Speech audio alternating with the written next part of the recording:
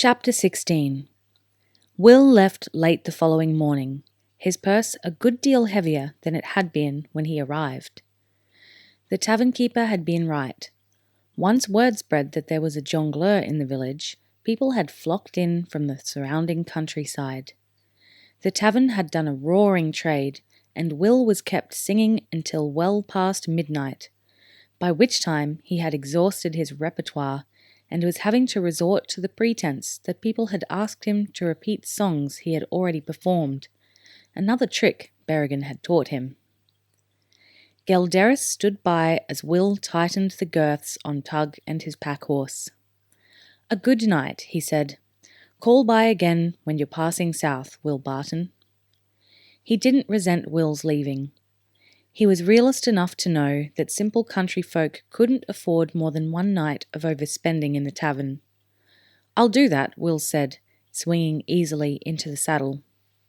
He reached down and clasped Gelderis's hand. "Thanks, Cullum. I'll see you then." The tavern keeper sniffed the damp air and looked uncertainly at the clouds gathering in the north. "You'll do well to keep an eye on the weather. There's snow in those clouds. If it starts to blizzard, take shelter in the trees until it eases. A man can lose his way all too easily in a whiteout." "I'll bear that in mind," said Will. He glanced at the clouds himself. "Mind you, chances are I'll reach Mackendore before it snows." He touched Tug with his heel, and the little horse moved away, the pack animal following stolidly behind. The dog went ahead, head down and belly low, glancing back continually to be sure Will was following. "Maybe so," said Gelderis, more to himself than to Will's retreating form. But he didn't sound convinced. In the event, Will was barely a third of the way on his journey when the big, fat flakes began to drift down from the sky. He had felt the temperature becoming lower and lower. Then there was the inexplicable moment when it rose a few degrees, signalling the onset of the snow. Then it was falling, without any other warning, without any slow build-up. He pulled his hood up and huddled inside the warmth of his cloak. It intrigued him how snow falling seemed to deaden all sound, although perhaps this was an illusion, he thought. It seemed logical to expect such large objects to make a noise when they fell to earth. After all, you could hear rain when it fell. Perhaps it was this lack of any falling sound that created the illusion of overall silence. Of course, as the snow on the ground grew deeper, it muffled the sound of his horse's hoofbeats. There was only the slight squeaking sound of the dry, powdery crystals being compressed with each stride. Noticing that the snow underfoot was growing deeper by the minute, he whistled softly to the dog and pointed to the pack-horse. The dog, ears pricked at the sound, waited until the horse was level with him, then sprang up into the nest created for him in the centre of the pack-saddle. It was a move the pack-horse was familiar with now, and she took it with no sign of alarm or resentment. He rode on.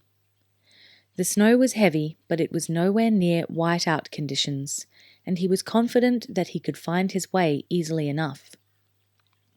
The surface of the road might be covered, but the way was still clearly visible, cut between the trees as it was.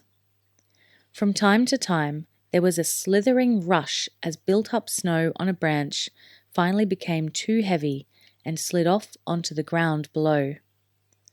Once, there was a splitting crack as a tree gave way, weakened by the intense cold and the weight of the snow until it sagged drunkenly against its neighbours. A black and white head rose above the pack-saddle at the noise, ears pricked, nose quivering. "Easy," Will said, grinning. His voice seemed strangely loud in his ears. The dog, with a small snuffle, sank her head back onto her paws, eyes closing. Then they opened again as she shook her head in that ear-rattling way dogs have, clearing the fallen snow from her fur. Content, she settled again. Will's face was chilled, but the rest of him was relatively warm. There was no wind to cut through his protective clothing, and the sub-zero temperature meant that the snow stayed dry as it gathered on his shoulders and cowl, not melting and soaking the material of his cloak. From time to time, he would dust it off, smiling as he reminded himself of the dog shaking her coat clear. 2 hours later, he crossed a ridge, and there, before him, stood Castle Mackendore. It was a thick-set, ugly building. The dark stone of its walls seemed black against the pure white snowscape that surrounded it. As was the custom, it was built on a small hill, and the forest trees had been cut back on all 4 sides, preventing attackers from approaching unseen. It might be ugly, he thought, but it looked effective enough in design. The walls were solid, made of stone and at least 5 meters high. Towers at each of the 4 corners added another few meters to the overall height, and there was the usual dominant keep tower in the center, soaring above the others. The southern side held the main gate, with a drawbridge over a dry moat. The moat, he noticed, didn't continue too far around the side walls. He assumed it was only there to make access to the main entrance more difficult. Holt and Crowley had told him that the normal garrison consisted of 30 men-at-arms and half a dozen mounted knights. That would be more than enough to hold the walls against any Scotty raiding party, he thought. He pushed back his hood and produced the narrow-brimmed hat that Berrigan had given him. Adorned with a green-dyed swan's feather, it marked him as a jongler, and should guarantee easy entry to the castle yard.